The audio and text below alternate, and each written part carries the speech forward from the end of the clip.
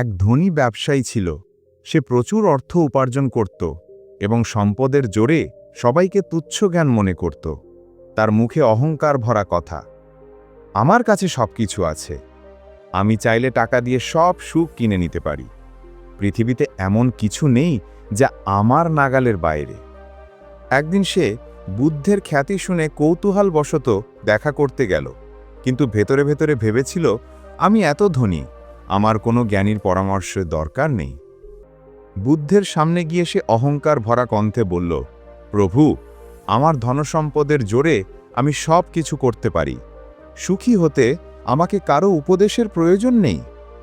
বুদ্ধ তার দিকে শান্তভাবে তাকালেন, কিছু না বলে একজন শিষ্যকে বললেন একটি গ্লাসে দুধ নিয়ে আসতে।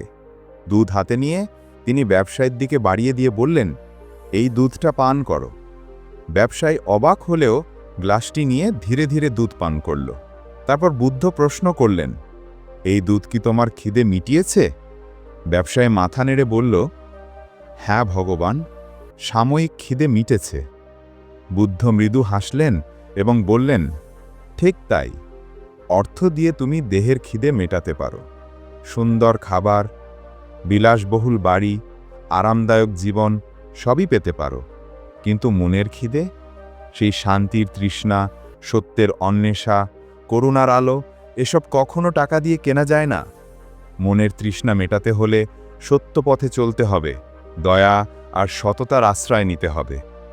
ব্যবসায় স্তব্ধ হয়ে গেল, তার অহংকার ধীরে ধীরে ভেঙে পড়ল।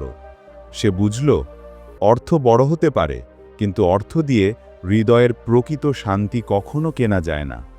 অর্থ দেহের প্রয়োজন মেটায়, কিন্তু প্রকৃত শান্তি আসে করুণা, সততা আর সত্যের পথে চলার মাধ্যমে।